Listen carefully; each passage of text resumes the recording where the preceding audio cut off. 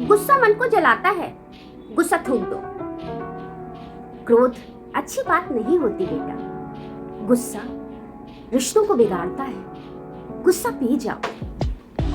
गुस्सा बहुत खतरनाक होता है, इससे ब्लड प्रेशर बढ़ता है, हार्ट अटैक की संभावनाएं होती हैं। इसलिए क्रोध पूरी तरह से वर्जित है। हम सब डे टू डे लाइफ में अपने बच्चों को, स्टूडेंट्स को या फिर मोटिवेशनल गुरु, हम सबको यही सिखाते हैं ना। लेकिन कितनी अद्भुत बात है कि हमारे नाट्य शास्त्र में जीवन के लिए जरूरी जिन 9 रसों का उल्लेख किया गया है, उनमें से एक है रौद्र रस, जिसका स्थायी भाव है गुस्सा, क्रोध। तो क्रोध जो कि जीवन का स्थायी भाव है, न सिर्फ हमारे नाट्य शास्त्र में क्रोध को जीवन के बाकी स्थायी भावों की तरह पवित्र माना गया है, बल्कि हमारे देवाधिदेव शिव का एक अवतार भी इसी भाव से जन्मा है, रुद्रावतार। नमस्कार, मैं भावना प्रकाश आज आपके लिए क्रोध जैसे कुत्सित और त्याज्य कहे जाने वाले भाव के समाज के लिए उपयोगी आंदोलनों में बदलने की कहानी लेकर आई हूँ। गुजारिश है कि वीडियो को अंत तक जरूर देखें, क्योंकि ये वीडियो आपको ऐसी कोई घिसी पिटी बात नहीं बताएगा जो आप बचपन से पढ़ते सुनते आ रहे हैं। ये वीडियो आपको मनोरंजन भी देगा और आपके दिल को भी छुएगा। तो शुरू करते हैं इस भाव की कहानी, जो थोड़ी सी अलग है।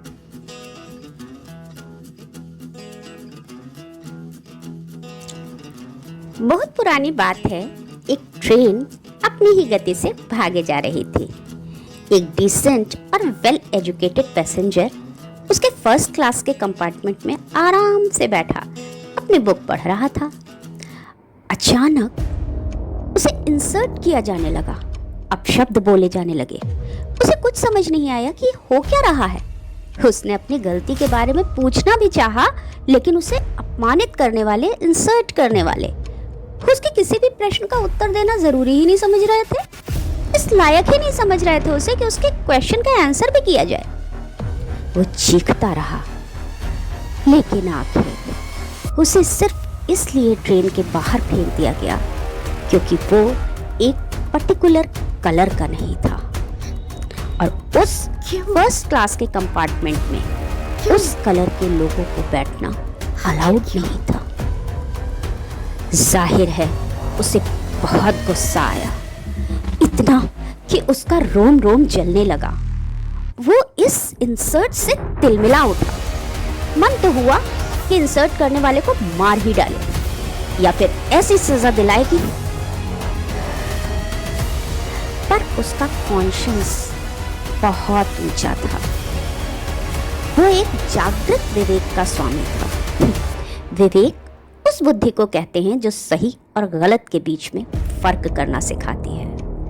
तभी उसके अंतर्मन से आवाज आई कि क्या यह सब करने से उसे उसका सम्मान वापस मिल जाएगा?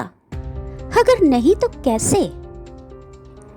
वो संभल गया, लेकिन उसने अपने एंगर को, अपने क्रोध को ना तो फेंक दिया और ना ही उसे अपने दिल में पड़ा रहने दिया क्योंकि वो इस प्रेशियस रॉ मटेरियल को पहचान गया था। वो पहचान गया था कि एंगर जो है, गुस्सा, क्रोध एक बहुमूल्य कच्चा माल है। वो उसे मन की लेबोरेटरी में ले गया। वहां उसने उसका क्रोध का विश्लेषण कर उसके मूल रूप, प्रॉब्लम यानी कि समस्या को बाहर निकाला। ठीक उसी तरह जिस तरह से मिट्टी उठा करके हम उसमें से सोना बाहर निकालते हैं। फिर समस्या को दोबारा मन की लेबोरेटरी में डाला और उसके मूल कारणों का अनुसंधान किया, ठीक वैसे ही जैसे गोल्ड को लेबोरेटरीज में प्योर किया जाता है। उसने गौर किया कि क्रोध का कारण एक कोई पर्टिकुलर इंसान नहीं है, बल्कि एक मेंटेलिटी है, एक सोच है। समाज के एक वर्ग द्वारा दूसरे वर्ग को नीचा समझा जाना ही वो दूषित मनोवृत्ति है, जिसके कारण एक इंसान दूसरे इंसान का अपमान करता है। जब उसने सोचा कि उसके दुख का कारण अपमान है तो वो दूर सम्मान पाकर ही होगा। अब हाइपोथेसिस तो बन गई, थ्योरी बन गई, पर उसका इम्प्लीमेंटेशन कैसे हो, ये प्रश्न और ज्यादा गंभीर था। तो एक्सपेरिमेंट आगे बढ़ा और तब कंक्लूजन निकला कि अपना कैरेक्टर, अपना आत्मविश्वास, अपना कॉन्फिडेंस ऊंचे से ऊंचा बनाकर ही सम्मान योग्य बना जा सकता है। और तभी दूषित मनोवृत्ति, खराब मेंटेलिटी का नाश भी किया जा सकता है।